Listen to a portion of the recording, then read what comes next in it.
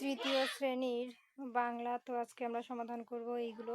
তো পৃষ্ঠা নাম্বার আমি বলে দিই 22, ঠিক আছে। তো আজকে আমরা 22 পৃষ্ঠা সমাধান করব। তো এটার কত নাম্বার অনুপাঠ আমি বলে দিই।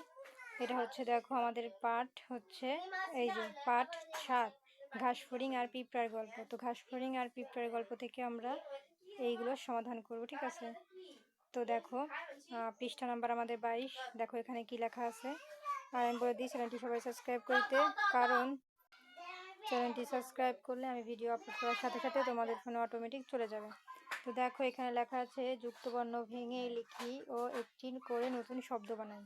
তো এখানে জিজ্ঞাসা কিন্তু একটা যুক্তবর্ণ আছেই, হ্যাঁ। তো বর্গের জ যোগ ইয়, তো আমরা এখানে নতুন একটা শব্দ লিখব। আবার ক্ষুধা থেকে কিন্তু ক্ষুধা কিন্তু একটা যুক্তবর্ণ লেখায় আছে। তো এটা ক যোগ প্যাট্রিয়মদনের স, আমরা এটা দিয়ে এখানে একটি যুক্তবর্ণ নতুন করে তৈরি করব। আবার এখানে সঞ্চয় লেখা আছে ইয় যুক্ত, তো আমরা এরকম দিয়ে এখানে একটা নতুন শব্দ তৈরি করে বসাবো। কষ্ট প্যাট্রিয়মদনের স যুক্ত, এখানে আমরা একটা নতুন শব্দ যুক্তবর্ণ তৈরি করে লিখবো। তো চলো আমরা উত্তরটি দেখে নিই। এই দেখো আমাদের লেখা আছে এই জিজ্ঞাসা, তো বলকে জ যুক্ত, আমরা নতুন শব্দ লিখেছি জ্ঞান।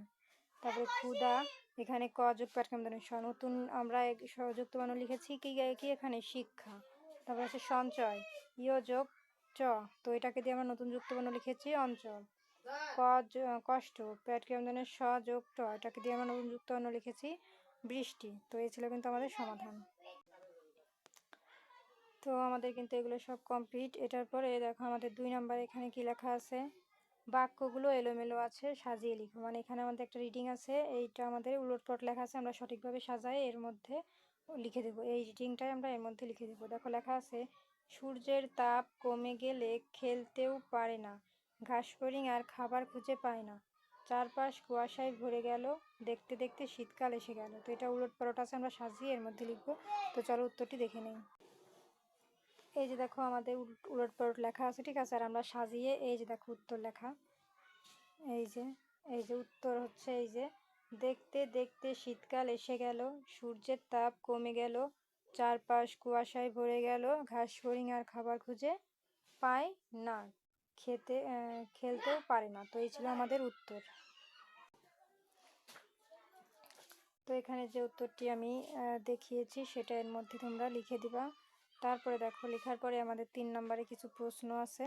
এখানে বলেছে উত্তর বলিও লিখি। আমরা এই প্রশ্নের উত্তরগুলো বলবো, তোমরা খাতা লিখে নেবা। এখানে বলেছে পিঁপড়া রোদের মধ্যে কি করছিল, খ ঘাসফড়িং কি করছিল, গ ঘাসফড়িং কেন পিঁপড়ার বাসায় গেল, কে বোকা পিঁপড়া নাকি ঘাসফড়িং। তো চলো আমরা উত্তরগুলো দেখে নিই।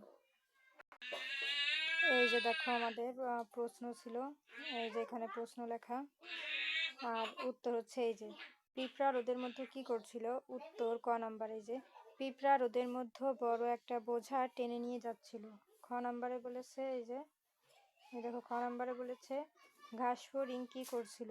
এই যে খ নাম্বারের উত্তর, ঘাসফড়িং ঘাসের উপর তিরিং বিরিং করে খেলা করছিল। গ নাম্বারে আছে ঘাসফড়িং কেন পিঁপড়ার বাসায় গেল। উত্তর ঘাসফড়িং খাবারের জন্য পিঁপড়ার বাসায় গেল। ঘ কে বোকা পিঁপড়া নাকি ঘাসফড়িং। উত্তর ঘাসফড়িং ভাবলো পিঁপড়াটা খুব বোকা, অথচ ঘাসফড়িং নিজেই বোকা। এই ছিল সমাধান। তো আমাদের উত্তর কমপ্লিট 22 পৃষ্ঠা। তো পরবর্তীতে এই পার্ট 8 এর ভিডিও দেখার জন্য অবশ্যই সাবস্ক্রাইব মাই চ্যানেল।